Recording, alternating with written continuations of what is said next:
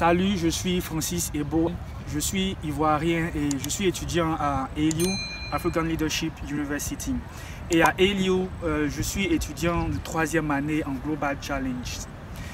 On est axé plus sur tout ce qui est, on va dire, défis en Afrique ici.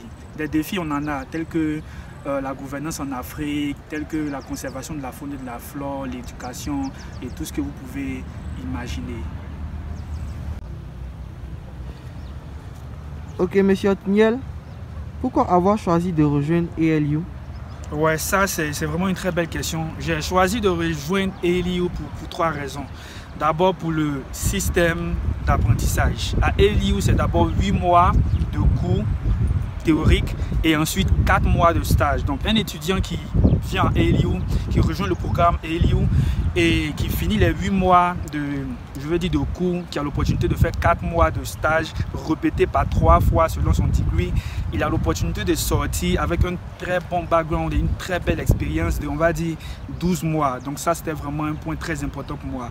Ensuite, pour le fait que ALU est une université panafricaine. À ALU, c'est la diversité.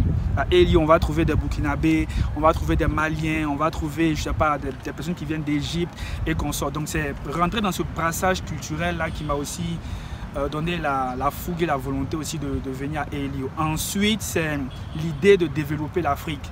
L'idée qu'il y a des ressources en Afrique et on n'a pas forcément besoin d'aller étudier en Europe ou très loin.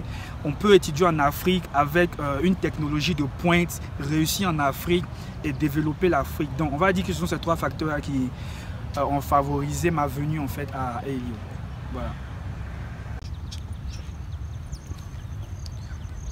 Voilà. Nous avons une deuxième question pour vous.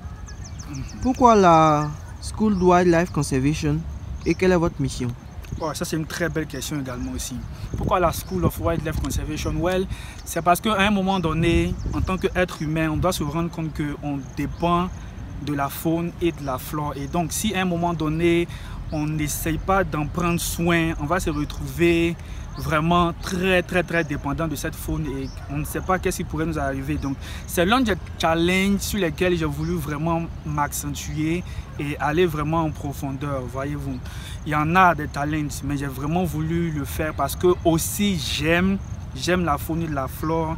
J'ai eu l'opportunité dans mon pays de faire du volontariat pour des événements dans ce sens de sensibilisation de la faune et de la flore. Donc moi, c'était l'opportunité rêvée de rejoindre une institution pareille et d'en apprendre plus, afin de ressortir avec des compétences nécessaires pour à mon tour également impacter en fait ma génération et consorts. Donc ma mission en vrai, c'est de sensibiliser et d'éduquer la population ivoirienne, particulièrement sur le bien fondé de la faune et la flore en quelque sorte. Je veux être celui-là même qui viendra rendre public la chose et vulgariser en fait la conservation de la faune et de la flore en Côte d'Ivoire. Donc c'est vraiment ça ma mission.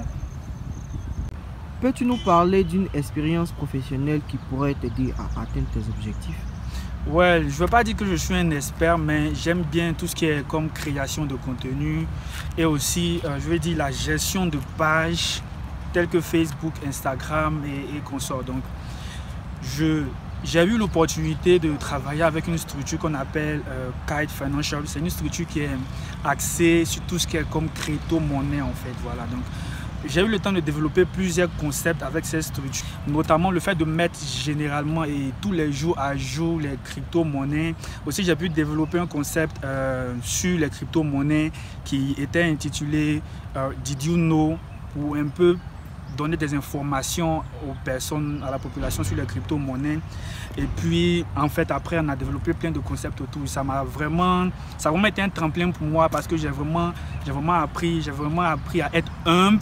J'ai vraiment appris à recevoir des feedbacks lorsque je faisais des flyers, des vidéos, des posters, un peu tout ce que vous voulez. J'ai vraiment appris énormément avec cette structure-là. Donc je pense que ça peut vraiment m'aider à atteindre mes objectifs dans la mesure où au jour d'aujourd'hui, tout le monde pratiquement est sur les réseaux sociaux aujourd'hui. Donc avoir une certaine maîtrise de ces réseaux me permet à un temps soit peu de toucher ma cible, puisque à la base ma cible c'est la jeunesse ivoirienne d'abord. Donc avoir ces compétences vont vraiment m'aider à atteindre en fait la jeunesse. Donc voilà. Quel est ton mot de fin?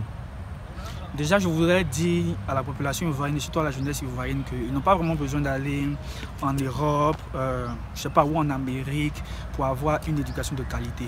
Au jour d'aujourd'hui, c'est vraiment possible d'être en Afrique, d'avoir une éducation de qualité et de vraiment toucher les problèmes de l'Afrique du doigt afin de pouvoir mieux les résoudre en gros. Donc, j'invite tout le monde à essayer de faire des recherches sur ELIU d'abord, d'essayer de voir.